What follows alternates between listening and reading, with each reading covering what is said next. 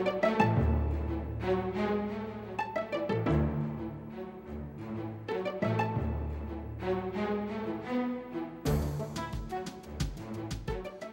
and welcome to Cleveland Classic Cinema.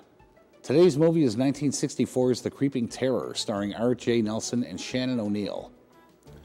I believe I mentioned previously that being a fan of horror movies since I was a kid, I've sort of acquired a taste for movies of rather low quality. This wasn't a conscious effort on my part, just something that happened by osmosis. When I got older and was able to appreciate the odd kind of genius that went into the production of movies of this type, I was able to look at them with better eyes. I was able to look past the cheap production, the amateur acting, the moronic writing, and the tepid direction to see, however buried under layers of incompetence it was, the idea behind the movie, the message the cast and crew were trying to communicate, and enjoyed it on that level. As an example, let's take the pictures of Edward D. Wood, Jr. As hard to watch as his movies can be, there's still an underlying current in every one that lets the viewer feel the excitement Wood felt for the very act of creating it. As pointless as his films seem at times, all of them have a moral point to make. Jailbait, for example, is about the waste of talent and hope a life in crime can be. Plan 9 from Outer Space can be seen as a plea to stop the arms race. The Violent Years can be interpreted as a moral treatise on parental responsibility. Glen or Glenda can be seen as an attempt to present the other side of a subject most people would consider an unnatural desire. In the case of that film, transvestism. I realize I'm stretching credulity past the breaking point here, but the point I'm trying to make is that any movie, no matter how poorly made, has some value. The only truly bad movie is a boring movie, and no matter how low the level of quality in a film, if it entertains you in any way, it's done its job. Then there are movies like The Creeping Terror. In many of the movie books I own, when the subject of just plain bad movies came up, no matter what the genre, The Creeping Terror was invariably mentioned. Whatever little text there was about it was usually accompanied by a grainy picture of some kind of monster that I could never quite make out. So when home video hit the market, I began to search the stores for this movie, it being high on my must-see list. For me, this movie was kind of the holy grail of dreck. It took me 4 years, but I finally found it. I took it home, watched it, and then began to reassess my values.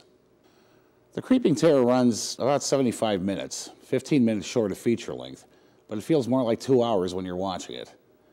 There are a good number of tales about the making of this movie, and separating truth from fiction when talking about it is just about impossible. So let's take a look at what's out there and let you decide what sounds best.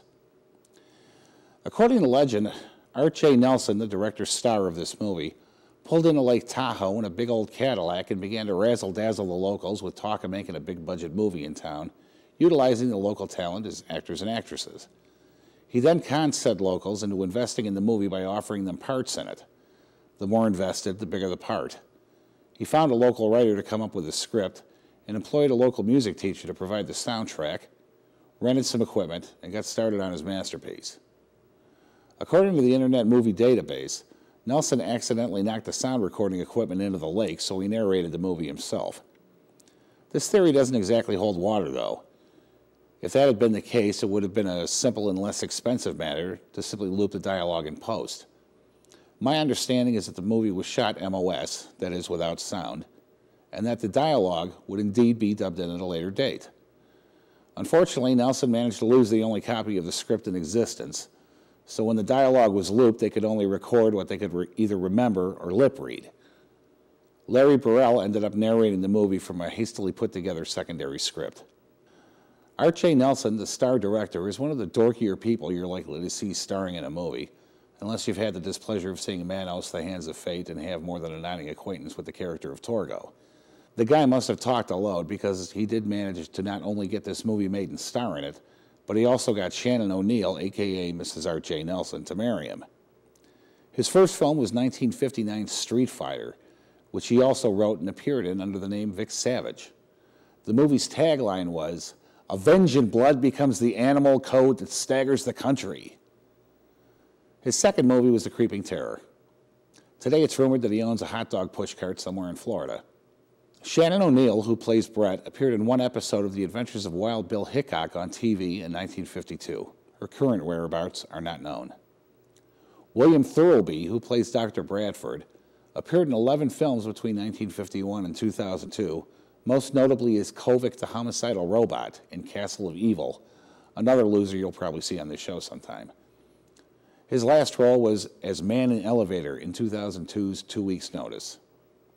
The monster, which looks as if it were constructed out of secondhand quilts, Excelsior, and old vacuum cleaner hoses, had about a dozen college students under it to make it shuffle along. Sharp-eyed viewers will notice that occasionally a sneakered foot is sticking out from under the quilt that makes up the body. The reason it eats so many people during the course of the movie is that, since there weren't many speaking roles, the investors were guaranteed screen time as victims of the monster. What they weren't told was that the audience would only see them from the waist down with their backs to the camera as they got sucked into the monster's blowhole or whatever it was that the people inside pulled them through.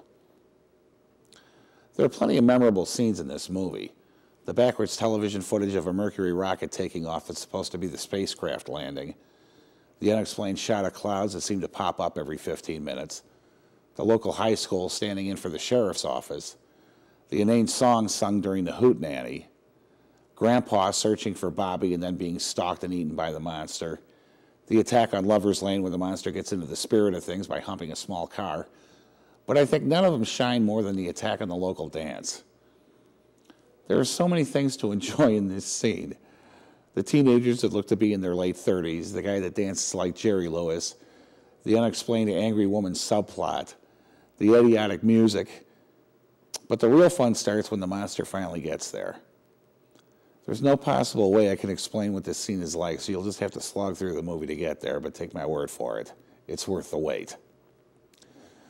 So right now, sit back, relax, and prepare to be stupefied by the creeping terror, right here on Cleveland Classic Cinema.